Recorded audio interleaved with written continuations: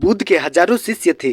जब उनका कोई शिष्य बुद्धत्व को प्राप्त हो जाता, वो उसे किसी एक दिशा में भेजकर वहां के लोगों को जागरूक करने और ज्ञान देने के लिए जाने की परमिशन देते थे। जी हाँ मित्रों, आज का कहानी वीडियो का शीर्षक कभी हार नहीं मानोगे। बुद्धा बेचालाइजिंग यूट्यूब चैनल में आपको दिल से स्वागत है। अगर कहानी वीडियो पसंद लगे तो चैनल को सब्सक्राइब कर दीजिएगा। जी हाँ, बुद्ध का एक शिष्य बुद्ध के साथ लगभग 6 वर्षों से था। वो एक दिन महात्मा बुद्ध के पास आया और बुद्ध से कहा, हे बुद्ध, मुझे आपके पास 6 साल हो गए हैं। मेरे बाद कितने शिष्य आए और चले गए। उन्हें आपने इस बीच किसी एक दिशा में ज्ञान देने के लिए भेजा, लेकिन मुझे आज तक नहीं भेजा। क्या मुझे अभी तक बुद्धत्व प्राप्त नहीं हुआ? बुद्ध मुस्कुराए और बोले, यह तो तुम्हें खुद समझना होगा कि तुम्हें बुद्धत्व प्राप्त हुआ है या नहीं। शिष्य बोला, हे बुद्ध, आपने मुझे इन 6 सालों में जो भी उपदेश ज्ञान दिया, मुझे वो सब याद है। आपकी बताई एक एक बात मुझे याद है। आप मुझसे भी पूछ सकते हैं, मैं आपको हर उत्तर देने के लिए सक्षम हूँ। आप मुझे एक मौका तो दें ताकि मैं किसी भी दिशा में जाकर लोगों को आपके ज्ञान के बारे में भली भांति बता सकूं। बुद्ध ने कहा, ज्ञान की बातों को याद रखने से कुछ भी नहीं होता जब तक आप उसे अपने चरित्र में ना लाओ। जब तक आप किसी भी चीज को अपने आचरण में नहीं लाओगे, तब तक आप दूसरों को नहीं बता सकते हो। वो उसे अपने आचरण में लेकर आए। शिष्य ने कहा, जो भी हो, कृपया आप मुझे एक मौका दें। आप मुझ पर भरोसा रखें। मैं सभी को अपने ज्ञान से प्रभावित कर सकता हूँ। मैं लोगों को ऐसी बातें बता सकता हूँ जिससे उनके जीवन में शांति आएगी और वो शांतिपूर्ण अपना जीवन जी सकेंगे। बुद्ध ने कहा, अभी तुम तैयार नहीं हो। जब तक तुम तैयार हो जाओगे, मैं तुम्हें खुद सही मार्ग पर जाने के लिए परमिशन दूंगा। शिष्य ने कहा, क्यों?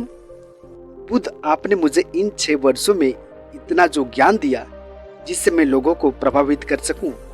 बुद्ध ने कहा, ठीक है, तुम पूर्व दिशा की तरफ चले जाओ।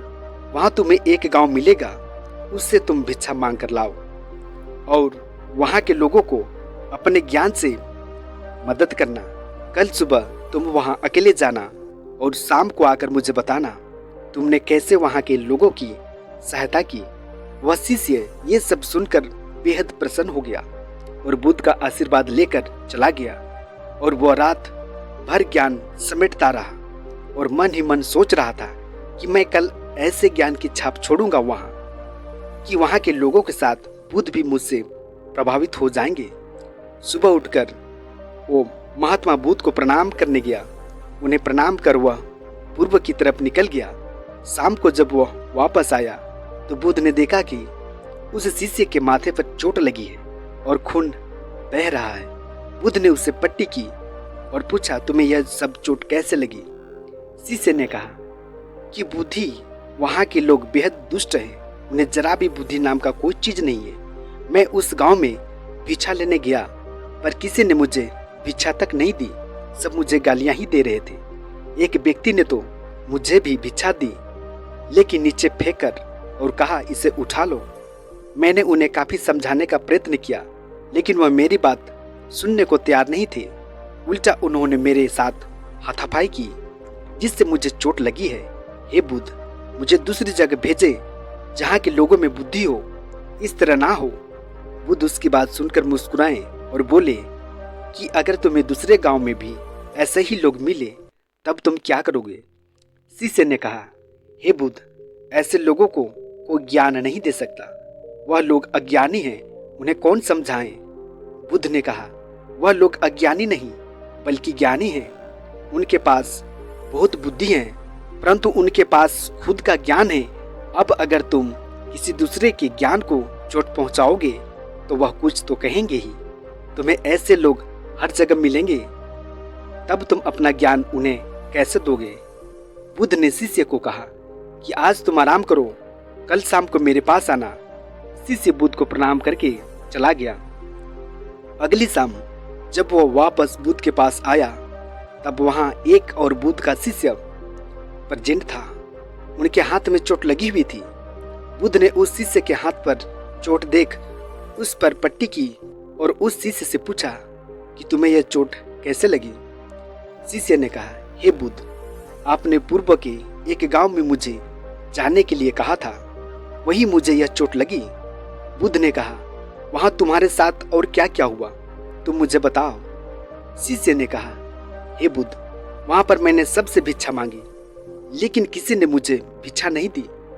एक व्यक्ति जिसने भिक्षा दी थी, उसने भी वह मुझे जमीन पर फेंक कर दी और कहा, उसे उठा लो।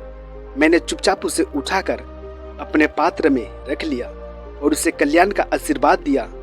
तब उस व्यक्ति ने मुझसे कहा, आप बड़े ही अजीब व्यक्ति हो, मैं आपका अपमान कर रहा हूँ और आप मुझे आशीर्वाद दे रहे हैं। मैंने उनसे कहा कि आप धनी हैं, आपने मुझे दान दिया है, इसलिए मैं आपको आशीर्वाद प्रदान कर रहा हूँ। फिर वहाँ से मैं आगे चला गया तो कुछ लोगों ने मुझे वहाँ से जाने के लिए कहा।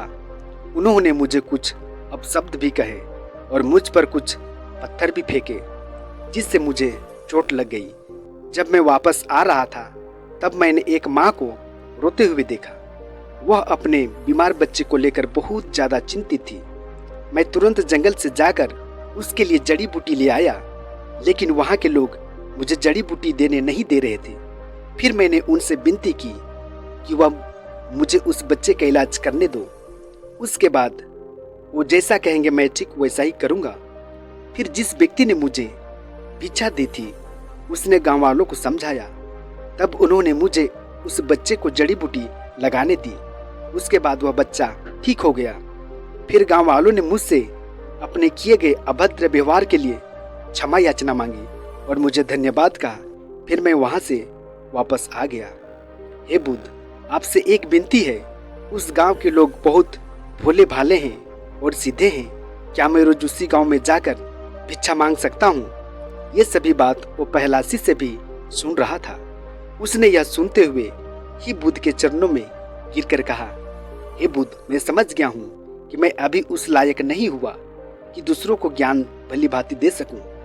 बुद्ध ने कहा, हमें बाहर वैसे ही लोग दिखाई देते हैं जैसे हम भीतर से होते हैं। जब तक हम खुद को नहीं बदलते तब तक हम किसी को भी नहीं बदल सकते।